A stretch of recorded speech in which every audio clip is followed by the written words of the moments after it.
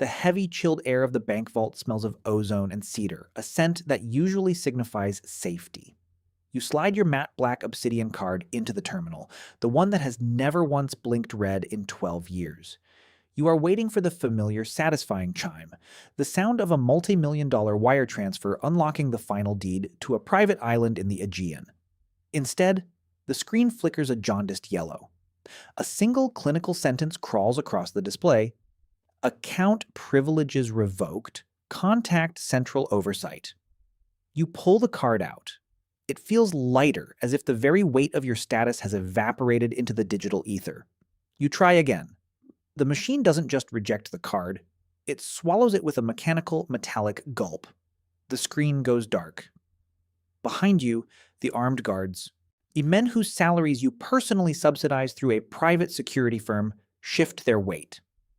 The leather of their holsters creaks in the silence. Their eyes, previously fixed on the floor in a gesture of subservience, are now locked onto the back of your neck. "Is there a problem, Mr. Sterling?" the vault manager asks. His voice is different. The oily, sycophantic tremor is gone.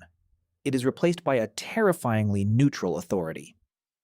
"A glitch," you say, though your throat feels like it's filled with dry sand. "Call the chairman, immediately." "The chairman is unavailable," the manager replies, checking a sleek tablet. "In fact, according to the current ledger, you don't have the clearance to mention his name in this building. Please step toward the exit." You are ushered out into the blinding midday sun of the financial district. You reach for your smartphone, a custom-built titanium device with end-to-end encryption. You biometrically unlock it, intending to call your lawyer, but the screen displays a rotating hourglass. Your service provider is gone. Your private cloud is wiped. Every digital footprint of your existence, your deeds, your stock portfolios, your offshore trusts, is being unspooled in real time. You flag down your driver. The black armored sedan pulls to the curb, but the window doesn't roll down.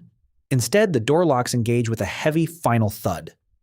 The driver, a man who has sat at your dinner table and watched your children grow, looks straight through you. He puts the car in gear and merges into traffic, leaving you standing on the sidewalk like a common ghost. You begin to walk. The contrast is a physical weight. 5 minutes ago, you were the architect of markets. Now you are a man with $84 in a leather wallet and a suit that costs more than the average worker earns in a year. You pass a storefront window and catch your reflection. You look exactly the same.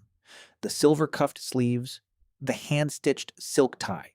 But you are suddenly invisible. People don't move out of your way anymore. A bicycle courier brushes against your shoulder, nearly knocking you over, and doesn't even look back to apologize. You duck into a high-end restaurant, a place where you keep a permanent table in the back corner. The maitre d' stands behind a mahogany podium. "Table for one, Julian," you say, attempting to project the old command. "Do you have a reservation, sir?" he asks. He knows who you are. You can see the flicker of recognition in his eyes. But it is overwritten by a cold, bureaucratic mandate. "I have the corner table. I've had it for a decade." That table is currently being prepared for a guest with valid credentials. Since you cannot provide a payment guarantee, I must ask you to leave the premises. You realize the cost of your position was never the money itself. It was the frictionless nature of your life. The world was a machine designed to say yes to you. Without the digital handshake of your bank account, the gears have ground to a halt. You are the sand in the engine. You find a public bench and sit. You open your wallet, 2 20s, 3 10s, and some crumpled singles. It's the first time you've touched physical currency in years. It feels dirty. You think about your penthouse, the smart locks, the retinal scanners. If the bank has denied you, it means that the house has already forgotten you. Your clothes, your art collection, your memories, they are all locked behind a glass wall you can no longer break. The afternoon turns into a biting urban evening. The shadows of the skyscrapers grow long and jagged.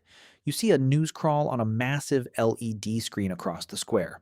Market volatility hits record highs as sterling assets liquidated by government decree. They aren't just taking your money. They are erasing your legacy. They are telling the world you never mattered. A woman stops in front of you. She is dressed in rags, her face etched with the grime of the subway. She looks at your shoes, bespoke Italian leather. Got $1? She asks. You look at her, truly look at her. For 20 years, people like her were background noise, part of the scenery of a city you owned. Now, she is the only person who has spoken to you in 4 hours. You reach into your wallet and hand her one of the 20s. Thank you, King, she mumbles, drifting away into the crowd. The word king stings. It is the point of maximum intensity. You realize that your entire identity was a rented suit. You spent your life building a fortress of numbers, believing that the zeros in your account were a shield against the reality of the human condition. But the shield was made of light and code. And someone just flipped the switch. You are standing at the edge of a precipice where the you that existed this morning is dead. You have to decide if there is anything left beneath the branding. You stand up. You don't head toward the bank. You don't head toward the penthouse. You head toward the park, toward the dark trees, where the invisible people gather. You realize you have a choice. You can spend the rest of your life screaming at a closed vault door, or you can start learning how to breathe without a pedigree. You reach the park entrance. You see a public water fountain. You are thirsty, the kind of deep, primal thirst that an expensive vintage of wine could never quench. You lean down and drink the cold, metallic water. It tastes like iron. It tastes like the truth. You look at your hands. They are steady. The panic has been replaced by a strange, terrifying clarity. You take off your silk tie and drop it into a trash can. You unbutton your collar. A sleek, black sedan, the one that left you at the curb, slows down as it passes the park. The back window rolls down just an inch. You see a pair of eyes watching you, checking to see if you've broken yet. They expect you to be weeping. They expect you to be pleading.